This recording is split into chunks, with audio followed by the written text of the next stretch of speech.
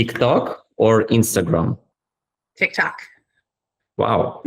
Recommend top one conference for performance marketer. Affiliate Summit.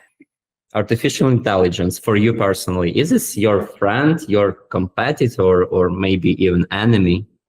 Friend. Friend. Okay. And for performance marketing industry? Competitor.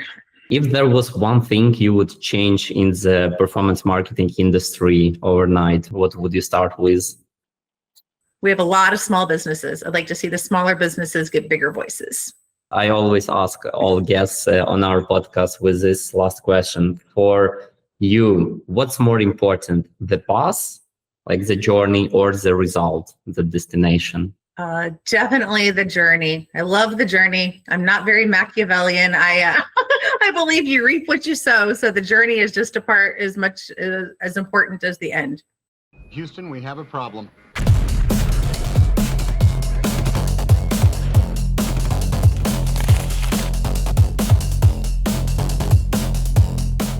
Hey everyone, welcome back to ScaleYourWeb podcast, the place where we talk about artificial intelligence, digital marketing, and technologies. And today we have special guest. We have Tricia Meyer, who is Executive Officer of Performance Marketing Association, attorney and affiliate marketer. And it's a perfect match for our podcast because on this place we talk about performance marketing and artificial intelligence.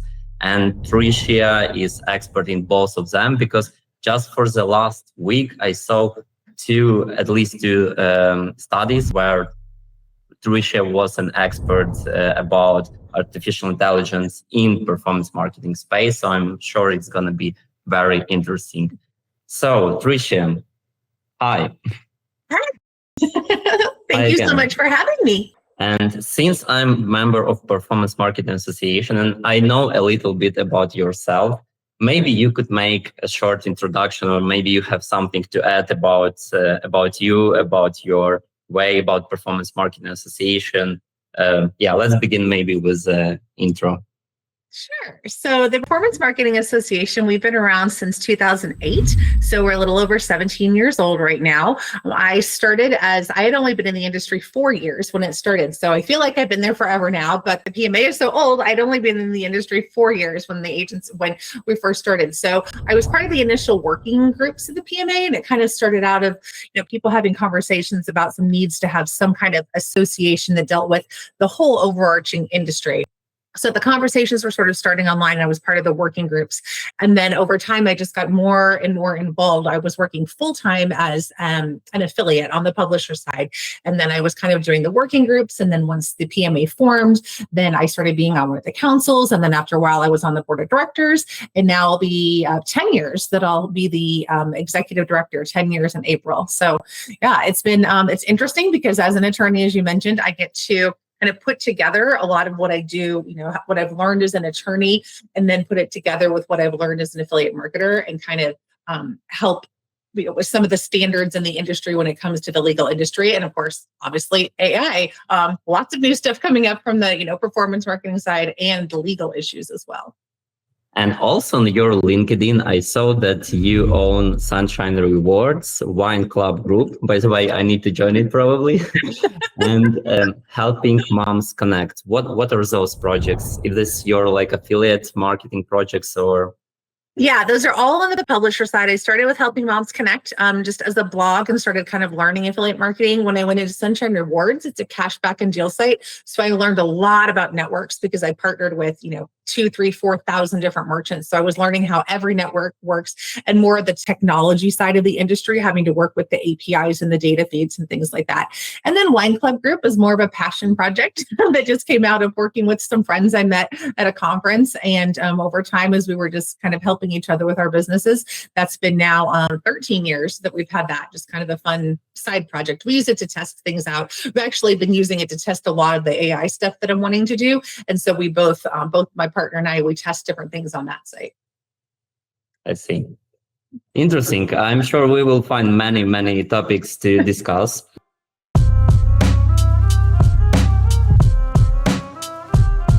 I would like to come back to questions about Performance Marketing Association specifically. And it's especially like touching me personally because I moved to United States just recently, and it's very difficult to begin everything from the start because I fled the war in Ukraine, and I came here with no network, with, as we already said during our Blitz, like networking in our business is super important. And one of the way to begin this journey and to build again this network here in the United States was attending different conferences. And on one of them, I actually saw the booth of Performance Marketing Association, and with no hesitations, I understood, okay, I need to join, I need to become part of the Performance Marketing Associations. And again, like you explained a little bit about Performance Marketing Association, and it's already 17 years, on the market. Wow, 17 years. How many people currently are in, and or maybe during all those 17 years, how It's kind of tough because we have member companies. And so within each company, we might have only one person participating, or we might have 10 people, but we've got 180 companies right now. So, across the board at any given time, our Slack channel, might have 400 to 500 people total in there at any given time. So, and we have found that people who join the PMA tend to stay around. So once they become members, as long as they stay in the industry, most of them are renewing over time. So, we're growing with new people coming into the industry, but a lot of the people that are there now that have been in the industry 15 or 20 years, they were also there at the beginning as well. And speaking about those companies, what affiliate marketing, performance marketing is very different networks, publishers, affiliates, etc. What's the structure of those participants of Performance Marketing Association? We have a lot of agencies, probably the highest percentage are agencies, because the agencies are doing so many different things, and a lot of them are kind of smaller companies, so they do rely on each other for information and for education. So we have a lot of agencies. We have most of the major networks as well.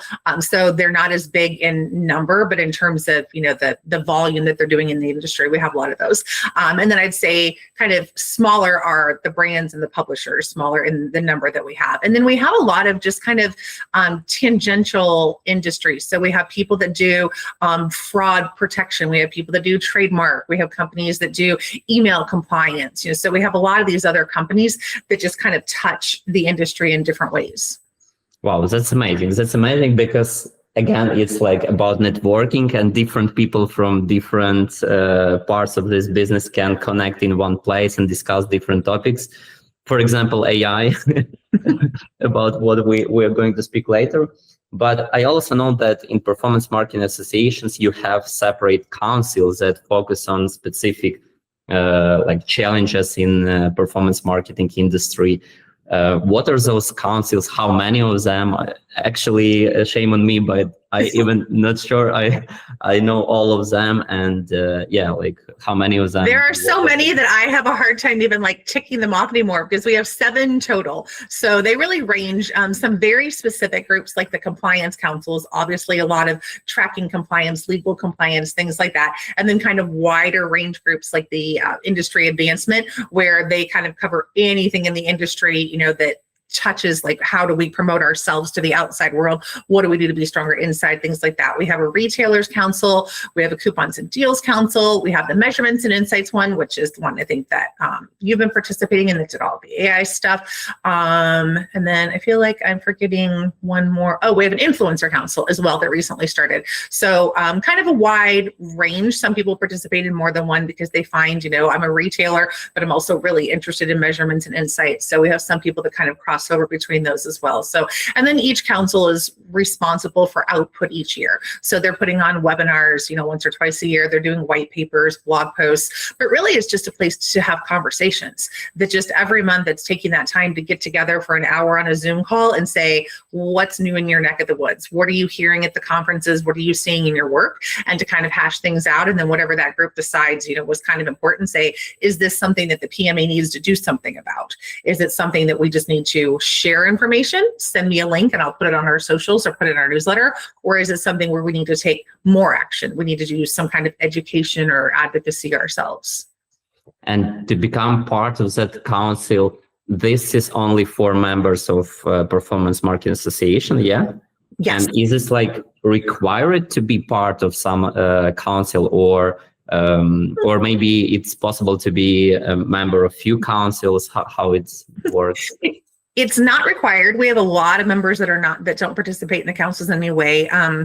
And then we have different membership tiers. And so based on the membership tiers, kind of how many different councils you can participate in. So starting at one council at the lowest membership tier, and then our industry champions, like they can be on all 7, soon to be 8 if they would like. So yeah, so it's kind of a range depending upon if you're a small business and you just want to, get involved, you want to get the discounts to things that we have discounts for, you want to have access to the selection of our networking, maybe you want to just do one council, like just pay the minimum amount just to get in the door and be able to participate in everything.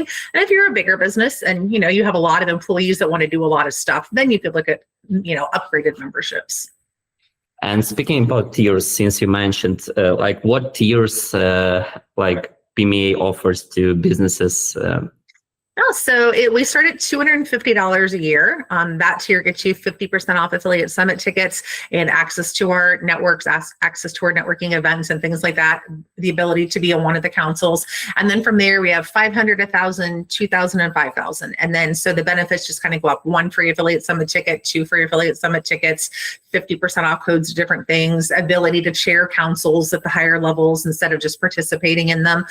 So yeah, we really try to structure it so that anybody in the industry can afford at that $250 a year, to be able to have access to everything we have. If that's all you can do it, and we'll be happy to have you. But if you have more and you can contribute more, then we want to give back to you and give you, more backlinks from the website, links from LinkedIn and our socials and things like that. So we try to make it so that, if you're paying us more, we make sure you're also getting more out of it too. Yeah, and I personally was even surprised because it seems to me that actually the membership costs, like if you attend different conferences like Affiliate Summit East, Affiliate Summit West, being the part of performance marketing associations helps you to save even more than if you would spend just going yourself and being part of performance marketing associations. And I also forgot to ask you, speaking about like members and structure of members, as far as I understand, it's like more international with focus on United States, or it's only for United States? For example, I have a lot of friends due to my back experience from Europe or like based in Dubai or in Asia now. Can they become part of performance marketing associations, or it's only for America? We are definitely international. I mean, we obviously have a lot more members in the US, so you're just going to have more of a network here than internationally. But we do have members from all over the world now, and we're trying to build that. The hardest thing for us is that we do vet the members, because we don't want people to join and then just pay us the $250 so they can have their logo on our website and just say they're a member. We don't allow that. We have a membership committee that you do have to get approved. So if you are an international company who we don't know you, we don't know what you do, we want to make sure that you're legitimate and you kind of uphold best practices in the industry, you might have to go a little bit more of the vetting process. We want to take a look at your LinkedIn. We'll want to know, are you currently working with any other members of the PMA so that, they can kind of vouch for you. So that's kind of the only thing in terms of international membership that we might need to follow up a little bit more, just because we want to be sure that if we don't know a company personally, we want to make sure that they're a good fit for us. So it's not just like pay money and become the member. It's more complicated process, and that's also nice, and it's very like valuable also for members of association to know that, okay, if I'm on this place, I'm here with people that are really interested in what we work on. Yeah.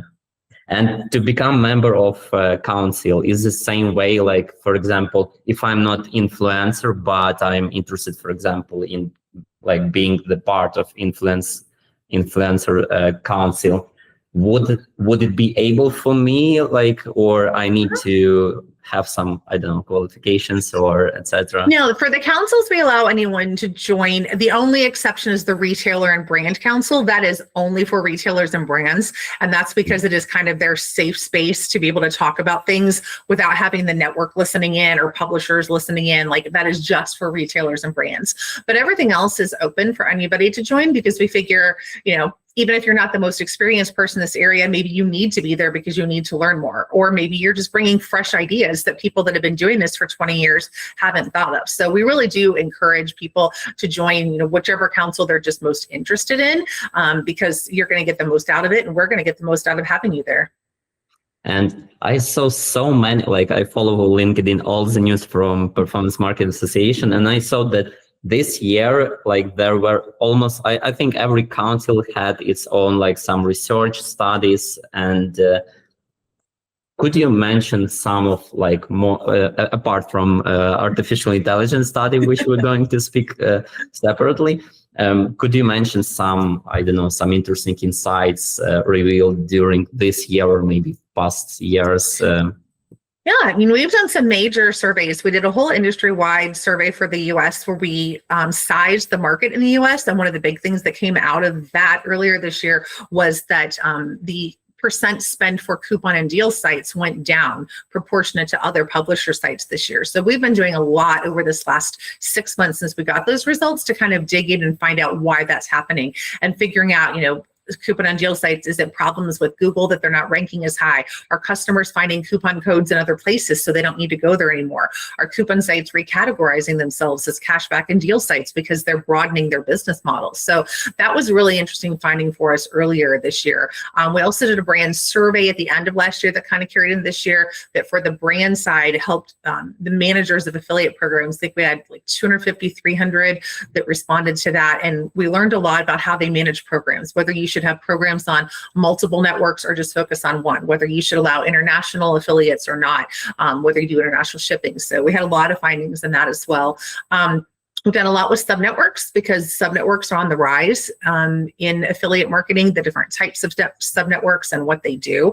And so that's one of the probably biggest things that every single council in some way this year touched on, subnetworks and how they're working. And so that's going to be a big push for us, actually starting with Affiliate Summit West, having a panel there about subnetworks, and then doing a lot of work on that next year. I see. And also, speaking about Affiliate Summit West, Affiliate Summit East, I know that you personally attend a lot of conferences, etc. And during the Blitz, by the way, you mentioned that Affiliate Summit West would be your cherry-picked conference. Why so? Why Affiliate Summit West, in your opinion, the best? I completely share your opinion as well. I'm just interested, what's so special about from this? A timing perspective, West is a little bit longer than East. So a lot of people that come in for East, they just come in for, maybe just Monday, Tuesday, and they head out. Whereas West, being in Vegas, most people are coming out on Sunday. You have conference Monday, Tuesday, and Wednesday, then Creator Economy Live Thursday. So people are there a little bit longer. So it's a little bit easier to have those opportunities to, meet with people, have some outside the conference dinners, drinks, things like that, for kind of that social aspect that we need to stay close to our community. It also kind of gives a little bit more time to be able to do the networking and hit the booths and get some content in. I love East, but I feel like it's so short that by the time I do the meat market booth and all of that, and then have our brunch, and then, there's no time for me to go to sessions because I'm too busy doing other stuff. West, I feel like just with that extra day, it gives me more time to be able to go to some sessions and also do all the networking stuff too. And I just this year realized that during Affiliate Summit East, there are only affiliate meet market, and during Affiliate Summit West, it's one day of affiliate meet market, and after that they have expo, which is two or 3 days. So maybe and it's all completely different. So that first day of meet market, we will have our booth, and it's all just smaller tables, of networking with businesses. And then those next 2 days, it's the big ones with all the giveaways and the carpet and, the stools and all that kind of stuff. So it is completely different. You can't just say, oh, I'll go to the meet market and I won't go to the exhibit. You really do need to go to both for that. But do you have feeling that Affiliate Summit East is more international, Affiliate Summit West, I think more United States focused, everyone from United States going to Affiliate Summit West, whereas Europeans or I don't know, people from Dubai, for example, because of this jet lag, even though it's in New York, pretty same jet lag, I believe, but still, do you think that Affiliate Summit East is more popular between Europeans and other part of world, or not necessarily? sure. I know that a lot of people that are doing a lot of business in New York find that it's better to go to East because they're combining then Affiliate Summit with their other business interests. So whether, they have a lot of clients that are based in New York, so they come to Affiliate Summit West for a couple of days and then do all those client meetings there.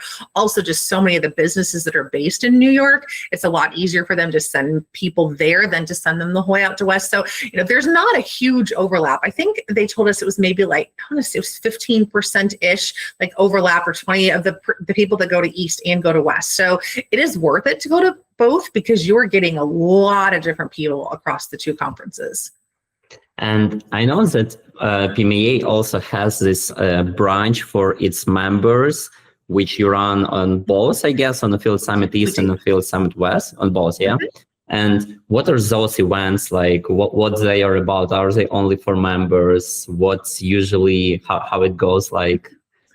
So a lot of people say it feels like coming home because every time they come, they see like these people that they see in the Slack channel every day, that they see once a month on their Zoom conference calls for the councils, that they saw last year at the event. And so it's a very comfortable space of when people get there, they're looking around, oh, I know them, as opposed to the huge Affiliate Summit where you're looking around like there are so many people. Well, how do you even find the people you know?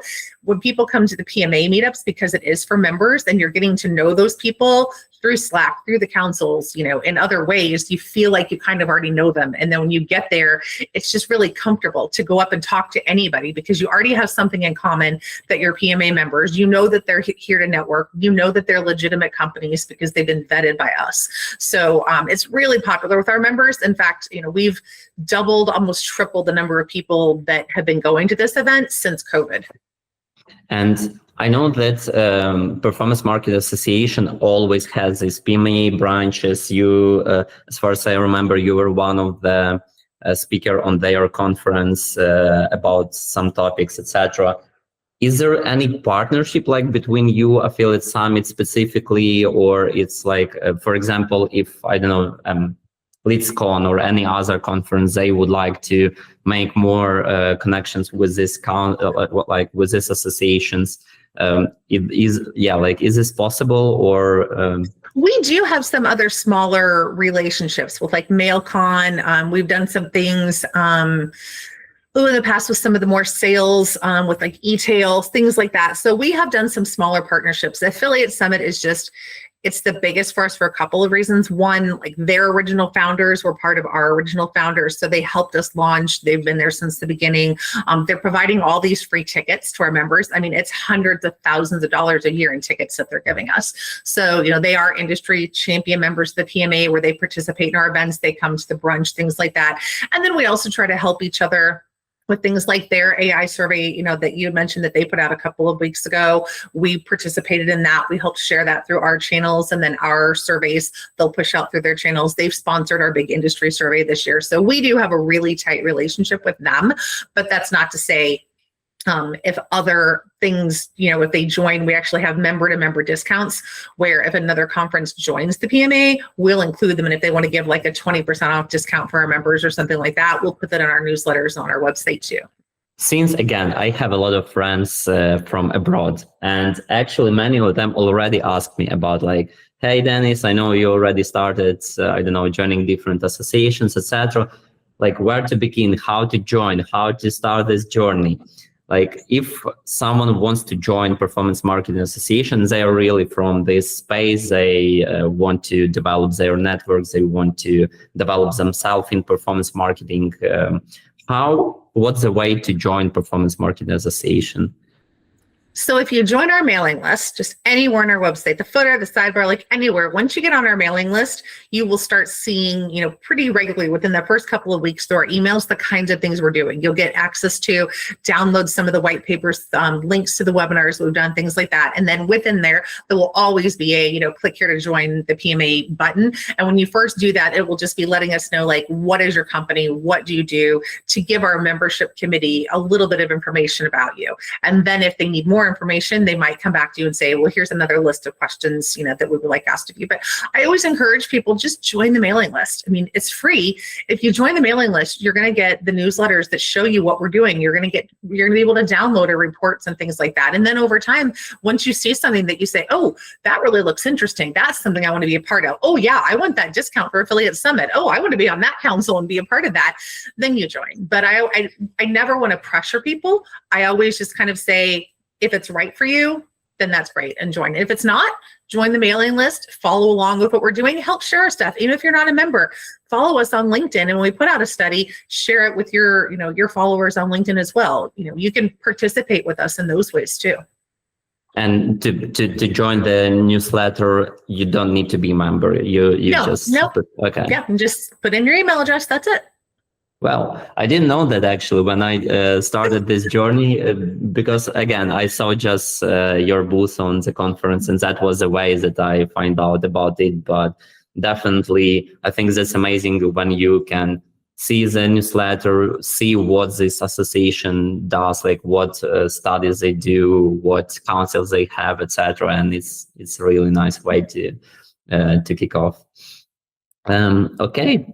So now I would like to go to more deeper to your latest studies about artificial intelligence, because again, I'm personally fond of artificial intelligence. Our company does a lot of stuff in AI space for both like enterprise level, building like custom LLMs, etc., and like smaller things like custom AI agents, etc.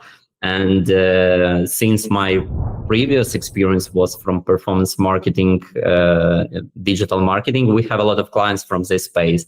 That's why I'm like super interested in this research. I joined this research. I answered. I sent to all of our clients to join this as well.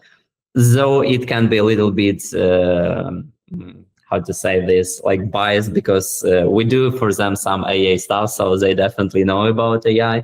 But interesting how it also correlates with other answers. And I saw there are actually two different studies, as far as I understand. One is where you were one of the experts, was made with Affiliate Summit, and one is separate by Performance Market Association. What's the difference between those two studies? So they're kind of looking at the two different sides of AI use in online marketing right now. The Affiliate Summit study, theirs was of consumers using AI specifically for shopping. So they were asking the consumers, do you use AI? What kind of AI are you using? Do you trust it? And then they broke that down demographically. Obviously, boomers are using it less than Gen X's, but Gen X is using it the same as Gen Z, which was kind of surprising to me.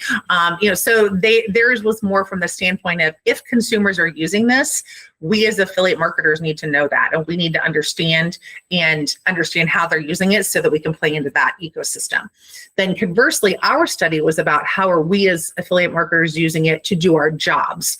So less about the consumer side of it, but more about on a day-to-day basis. Because we first did this study March of 2023, when we all had gone to Affiliate Summit it was end of January, beginning of February 2023, and people started saying, have you heard about this Chat GPT thing? And everyone, what is it? Do I need to get it? Do I need a code? How do I get into this thing? And so we all heard about this at Affiliate Summit, and we came back and said, well, let's do a survey and see who's using it, who's not using it. Have people heard of it? What do they think is going to happen? So we did this small survey out of the Measurements and Insights Council, and we found, people are starting to hear about it and they're starting to use it, but they don't really trust it. They're worried about what it's going to do and who's going to own the content, and if they're going to be lawsuits and things like that. And now we decided to come back and do like that same survey again and see what's happened since then. But the most interesting thing in putting together the survey was that we couldn't even use the same questions, because things have changed so much in how we even think about using AI and doing our jobs, that the things that we were concerned about in 2023 are things that we're not even talking about anymore in 2025. So just in that like 18-month span between the first time and the second time we did this survey, we couldn't even use the same questions because the landscape has changed that much. I completely agree. So like, Is this correct to say that the study with Affiliate Summit, it's kind of like B2C, whereas study by Performance Marketing Association is more like B2B, how like these businesses in affiliate space, in performance marketing space, utilize Definitely. AI? Okay. Yeah, and a lot of ours was about, how are you using it, but also how would you like to see it used? And, with the questions, we tried to keep it short. So we gave a number of just multiple choice and drop down questions, and then a couple of open-ended questions, because we thought, well, some people might want to contribute a little bit more, but most people are just going to check the boxes and hit submit.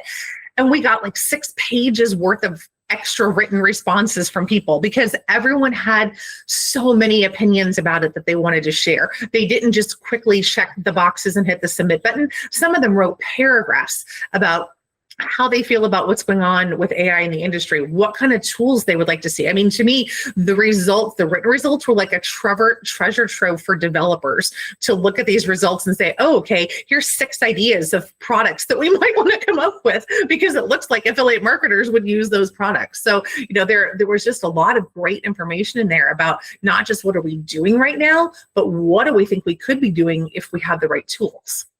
That's true, because since I also was part of this survey, and I did the survey myself, and I saw there were like some unrequired questions, but I personally was like, I wanted to share my opinion, I wanted to share my concerns, I wanted to share some ideas about challenges and risks, etc. And speaking about that, everything is so quickly changing in AI, and even like I work with this on daily basis, I follow all the news, etc. Even for me, it's pretty difficult to keep up with all those changes. And we just learned how to do one thing, the next week is already irrelevant, etc. And I think this fear of missing out also like pushed me to put something into this survey, because I understand it's gonna be like share with councils, discuss with councils. It's important, and I believe that's why you collected more than 6 pages of such information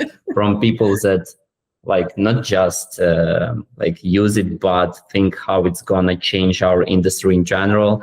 And I'm actually I was very excited about waiting for the results, because it took like few weeks or months to get those results, and I was waiting like, okay, when the results are really interesting, what other people think about it. And it's also fair to say that, as you said, your first research about AI was after OpenAI dropped their ChatGPT model, and it was just like buzzword during the conference, but it was like just few people just talked about it, but not really like a huge impact. And this year, I saw like maybe 30% of all the topics that were discussed on the Affiliate Summit East, like the latest that I visited, was about AI. And yeah, I completely agree that probably it was difficult to choose same questions, but maybe you saw, apart from that, it's becoming more and more part of our life, maybe any other like trends that you noticed comparing to the study back to a few years ago? I think one of the biggest things was that we saw that people are using it to do more things than what they did before.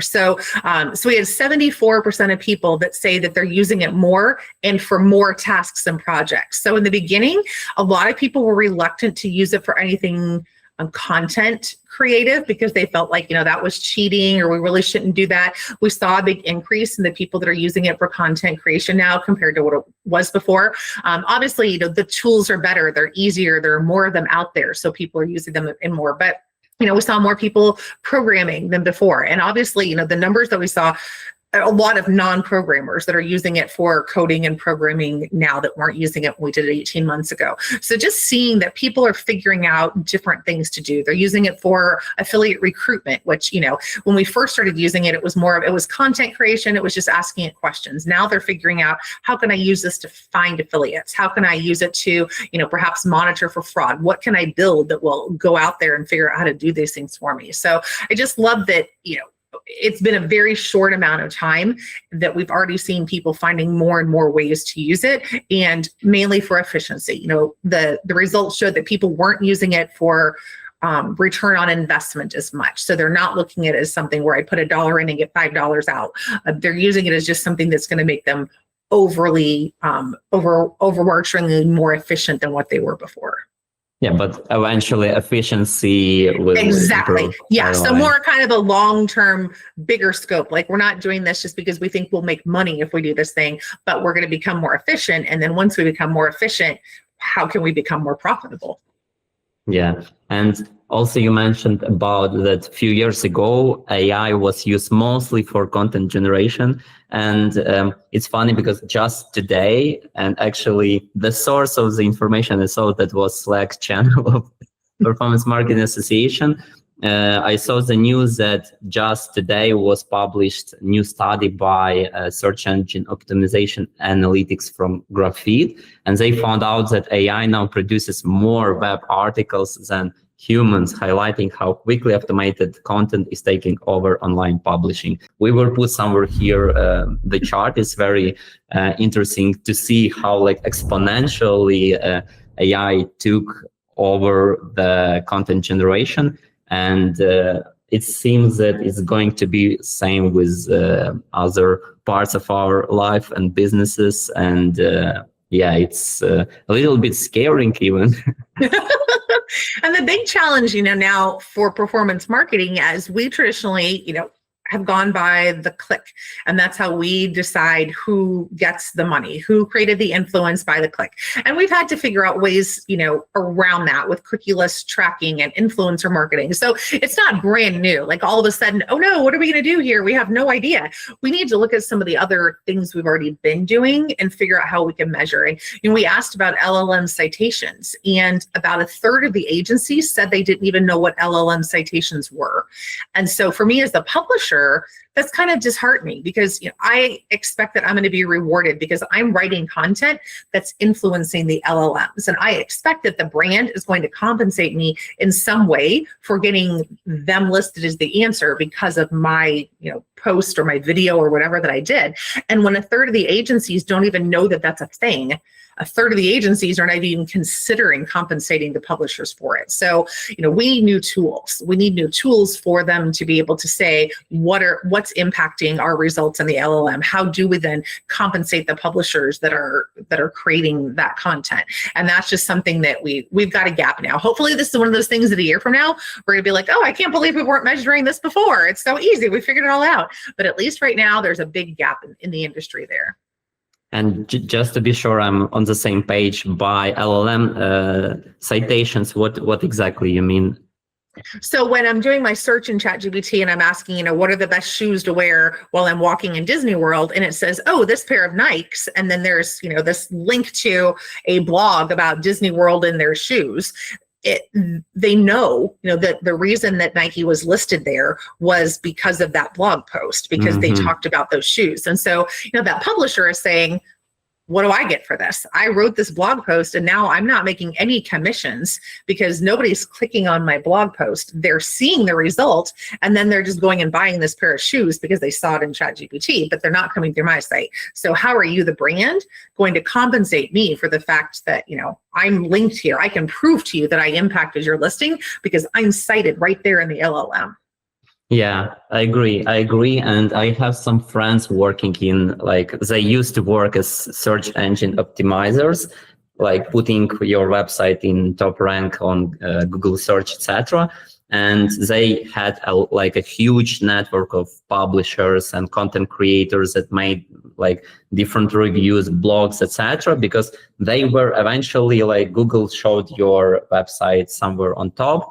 You could show some ads on this page and you could monetize all those works that you put into it. And now people just ask ChatGPT, which actually uses data to answer, but those creators, they didn't get anything for that, and it's unfair. And I also read that this year Cloudflare, they try to launch something like independent internet or something like that, when it's possible to put some meta tag on the website that AI crawlers, they cannot go to your website and like take that information in order to answer it later. And it can help a little bit for some like unique creators, but still it's a big question, like how those creators will compete with ChatGPT. That will like, I personally use ChatGPT like many times, but how I will even find some amazing creators that creates much unique, like much better quality content. But yeah, it's a huge challenge, I think.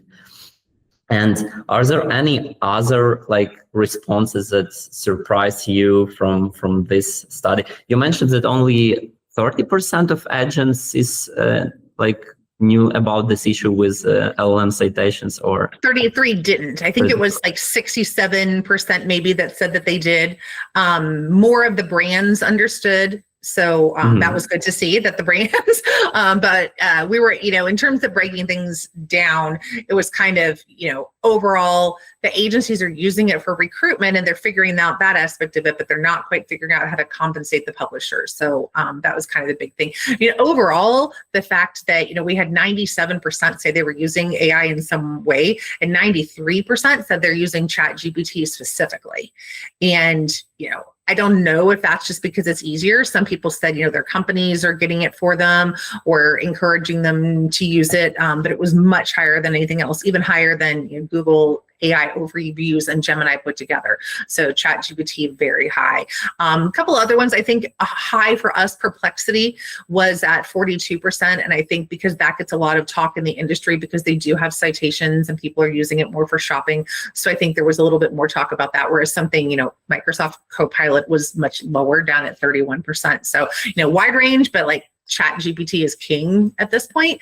But if we know anything about the history of the internet, we know that the first out of the gate is not who's actually going to be the ones that are in there for the long haul. So we're all using ChatGPT now, but like a year from now, how much is this going to change?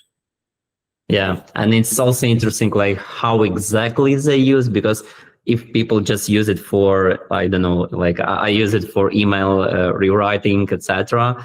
But I know that some people, they just send, I don't know, some PDF or Excel files, CSV files to analyze it, to make some data-driven decisions, etc. So it's like different level of usage. I'm a little bit surprised that not 100% from our industry use it on that way. So for me, that's a surprise, to be honest. Well, and actually, when we asked our followers on LinkedIn what they thought that this number was going to be, most of them thought it was going to be much lower. Most people thought it was going to be somewhere in the like 30 to 50% range. So there were only maybe like 25% of you, I think, that got it right, that it was over 90%. Most people really underestimated how many affiliate marketers are using it. Interesting. And I also remember there was a question coming back to our discussion about this, like AI content generation, etc. And there was an interesting question, like it's inevitable. Like we can like it, we can dislike it, but like AI content generation is growing and we can't stop it, etc. But we can have like opinion about it at least, yeah. And there was a question like more content creation, is this good or bad for our industry or for you as a sort of responder? And like what majority people feel, is this good or bad? Or it is interesting because 51% said that it's going to devalue original content and graphic creation, but 44% also said they're positive about it. So you have the majority saying it was probably not great for content overall, but 44% saying that they're positive about the direction that it's taking. So I don't know, part of it is just we're used to it. Yeah, and we know what's happening. So you just have to either get on board or not. Like we know that this is happening. What's next? It's too late. Like the horse is out of the barn. It's too late to say, maybe if we just stop using AI, it'll be okay. Like it's here. So what do we do next? Yeah, and I think it's also because like we represent both sides, clients and like seller sides on some side, because as a client, if I want to buy, I don't know, some shoes, for example, I will go to ChatGPT and I will ask about it, even though I understand that probably there are some creators that created some content on that side, like some reviews, etc., and they will not be granted for that. But still, I will do that. That's why I would answer it's devaluated the content creation part for content creators, influencers, etc. But I'm a little bit like positive. It's convenient to do when it's needed for me. So, yeah, I mean, only 3% said that they felt that it was negative, felt negative in terms of creating affiliate marketing trustworthy content creation. Only 3% said they're negative and they don't trust AI content. So that's a very low number. Yeah, interesting. 3%. Okay. I would say that in my experience, I didn't have any problem. Like, okay, ChatGPT can sometimes make some stupid answers, etc., but there was no like bad advice. As for example, like let's be real, in affiliate marketing, there are a lot of trash as well. And like I would say that in affiliate marketing, you can find much better choice, and also it's fair to say like worst choice. And ChatGPT, I would say somewhere in the middle to be on the safe side. It's just I just want the citations. You know, I'll be happy if I get citations. Right. I find with Gemini, I don't often get citations, and when they say specifically what are the sources you use for this, it can be very vague. It'll say, well, we took a look and we looked at different industry reports and we looked at some different websites, and here's a couple examples. Whereas if I say ChatGPT, what are your sources? It will say, here are the 10 websites that we looked at to create this answer for you. So I think, you know, there's a trust factor there too. If you can say, what are your sources? And it will tell you, these are the 10 sites I pulled from, versus what are your sources? And you get kind of a, well, we looked at the whole internet and came up with this answer. Like, then I'm kind of like, I'm not sure I trust that answer then. I don't trust the internet as a whole. And maybe that's also the explanation why Perplexity took like 34 or so percent that you mentioned, that it's becoming more and more popular because they show these citations. Yeah. And I'm surprised why Google doesn't do it, because it's basically their business model to refer to like content. Yeah, creators. And the AI overviews do, but not Gemini. And for a while, Gemini did pretty frequently use them, and they would have YouTube videos that they would embed right in the results, and those all kind of disappeared. So I feel like, you know, kind of as you mentioned at the top, like this is all changing quickly. It could be 1 week you go in and there's citations, and the next week you go in and they've decided not to use them anymore. 1 week they're right there in the text, the other one they're on the side in a list. Like everything is still so much in flux that you can't make a lot of solid decisions on things right now. You have to be prepared for the changes. That's really, like, for me, it's weird and surprised, because in my opinion, Google should be the first company that should make the citations, because like they have advertisers paying Google, and they need to like show, hey, this is still the way that you can find clients and referrals from our search engine. Yeah. Are there any other surprises that you found from this research, specifically by performance marketing associations? Or those are kind of the biggest thing. I mean, obviously, I think there were some things that came out in terms of what they're using it for that I think need to be a little bit higher. They're not using it quite as much for looking for fraud and things like that yet as I think they could be, because you know, there are some really good tools out there, but a lot of affiliate managers aren't using the paid tools. So why not figure out a way to use AI then to be able to do something more cheaply yourself? So I think it's just a matter of, they're still in the early stages of figuring out how to use it for managing their affiliate programs. They want to use it for those things, but they don't know how yet. So they're going to need some help with that. Let's see what else. The LLM, the citations issue was a big one. So not a lot for the fraud detection, only 19% using it for fraud detection. That seems like that number should have been a lot higher. And then just overall, you know, I think once we really dig in as, a Measurements and Insight Council and the PMA as a whole to the written responses, I think that's where the gold is. It was great having all these numbers that we can toss out, and we have these charts now for you and these, things like that, but really digging into all of these responses and saying, what were the, using AI to help us figure out what were the overarching topics, what are the things that multiple people realize or have said. I think those are the things that we're going to spend a lot of time on now. Yeah, and it's also nice that you put those open questions, open questions, because sometimes we don't even know what to, if we ask people, we just do some limitations because they need to answer just on those questions. But giving the opportunity to answer or to put some thoughts about it openly could reveal some things that we probably even couldn't think about if we didn't have that open question. And since you said a lot of people actually contributed in that just confirms that they had something more to share. They wanted to share something more. And are there any specific answers or ideas or challenges people mentioned in all those pages, or you're still going to I found so many things in there that I hope that people will actually do. I'm not sure how, the Measurements and Insights Council is going to end up using all of this, but my hope is that there's eventually going to be a list that we can publish that says, if you are out there and you know how to do AI stuff, if you can create these things, even if we have to buy them from you, we as an industry need this list of 8 things. And I think that's what I'm waiting for, is for the council to get together and say, here's a list of the 8 things that we think that the industry needs. Now, industry, people that are smart, go out and make these 8 things for us. So I think that's for me, the next big step.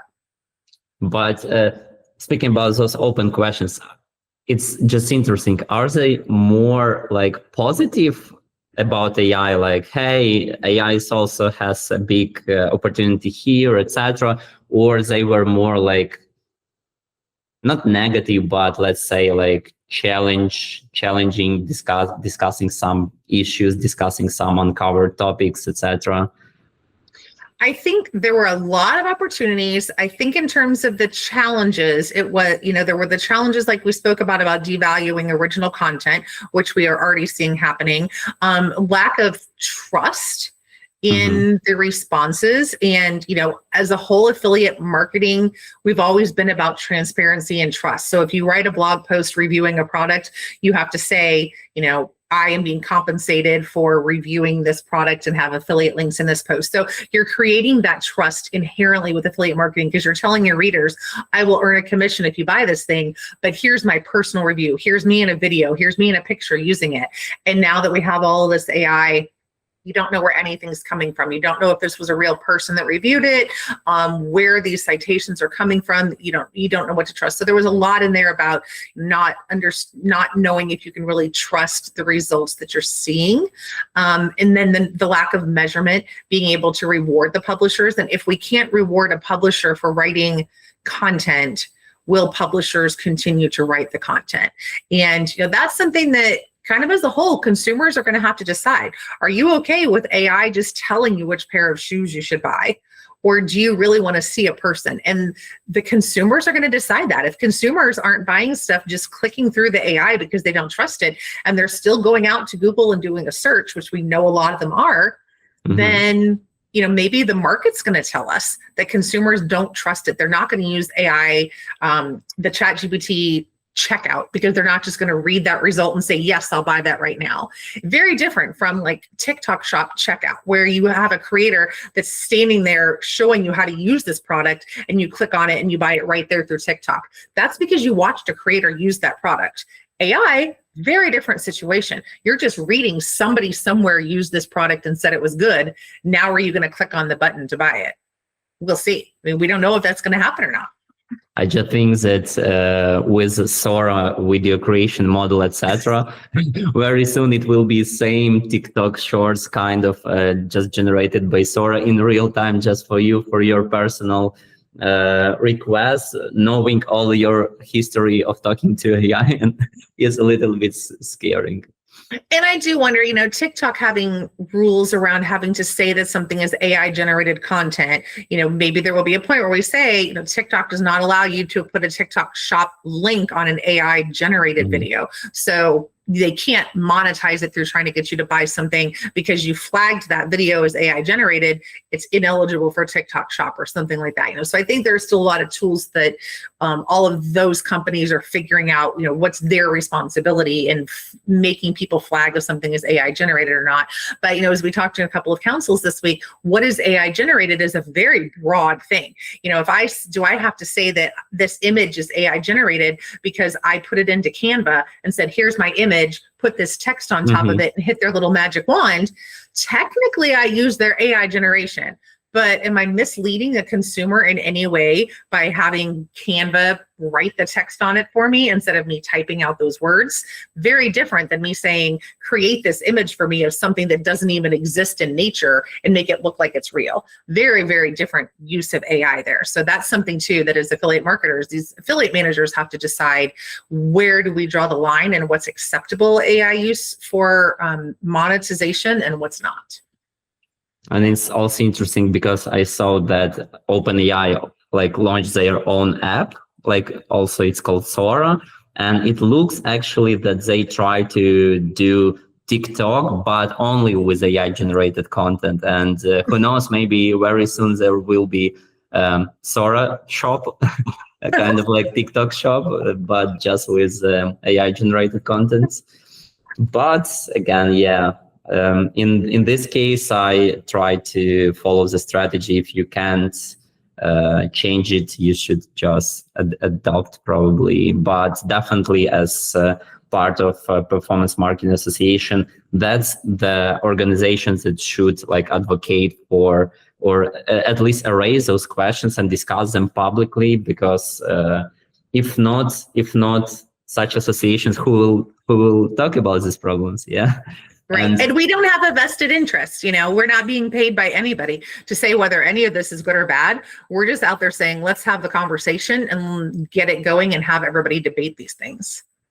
And how often do you plan to do such research about AI in performance marketing? As far as I understand, it's changing so quickly that it's also important to keep up with these trends. Maybe you have any plans when to do the next round of it, or? We'll probably wait at least 6 months, I would say, just because getting people to take surveys is difficult. People don't want to spend their time most of the time taking surveys. And as the PMA, we have so many other things too in terms of the sub networks and tracking issues and attribution and things like that we're also having to do surveys on. So I know we will come back to this, and it'll be interesting if we wait 6 months or a year. Can we even use the same questions we used this time, or are we going to have to change them again? Exactly. Okay.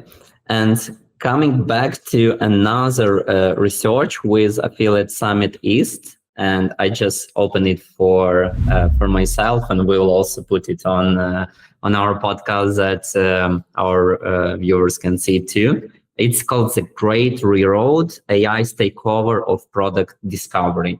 So speaking about this research, what surprised you most about this, since this is more business to consumers?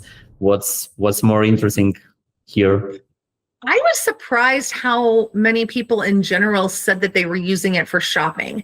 I mean, I understand why our numbers were really high for our survey, because as somebody who works online, your industry is being online and you have to understand what's happening in AI. I expected a really high uptake in ChatGPT usage, but not necessarily for shopping, using it for work. So I was really surprised by how high the numbers were in their survey, just in general, of people that said that they were using it. I think that maybe the AI overviews number was as high as it was, just because that's built into Google search. So to say that you use AI Google overviews, I mean, the AI overview is just there. When you do a Google search, you're not intentionally using AI at that point. It's there and you're reading it before you get to the results. So that number, I wasn't surprised it was so high. I was surprised that ChatGPT for shopping was so high just across general consumers.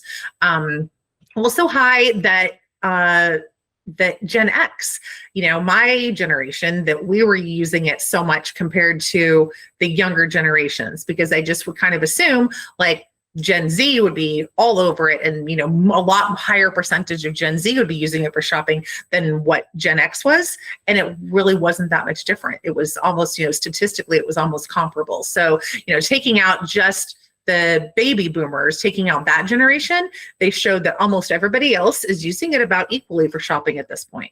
Wow, that's really interesting. And speaking about high percent of people that use it for their shopping habits, let's say, what exactly these numbers? For previous research, you mentioned that there are like 97% of people use it because we work in this industry. And comparing to like consumers, what percent here? I don't remember what their numbers were, but I want to say that they were like in the 70% range, wow. Something. Yeah, which just seemed really high to me, because I didn't think that the ChatGPT numbers were that high in general. So I wonder if even if even the people that they surveyed maybe were people that spend more time online, and so that number was higher. So if you're spending more time online, you're also spending more time on ChatGPT. If you're not spending as much time online, you're probably not using AI for any kind of shopping. So I think maybe in terms of whatever their sample was, I know their sample was a lot bigger than ours. I think it was 3 or 4 times the size of ours. So it was a big sample, but the sample may also have been people that were already pretty much online. So if you are online, you're going to use it anyway. And then if you're not online as much, you're obviously not. And I also think that there are some people that don't use AI because they don't use maybe even internet. That's why they are not in this survey, because they just not online savvy, and we just don't count them into final results. But yeah, still for us as for performance marketers, we work with those people that use internet or whatever for their shopping habits. That's interesting. So we should more and more pay attention how to use AI for our performance marketing strategies. If there are like 70+%, it's really high.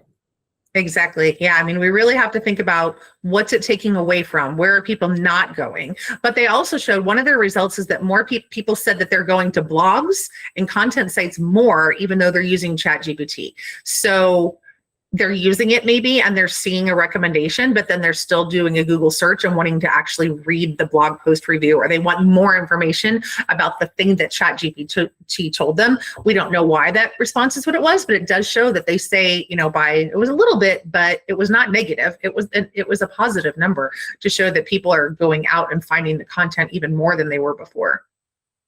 And I just went through this survey, and I found about the previous questions that you said, that 50% of boomers use AI for their shopping, 77% Gen X, 80% millennials, which is the highest number, and 78 Gen Z. Yeah, like Gen Z close. And Gen X, very close, like just 1%. And wow, that's a surprise for me, as well as surprise that men use it 87% against women just 60%.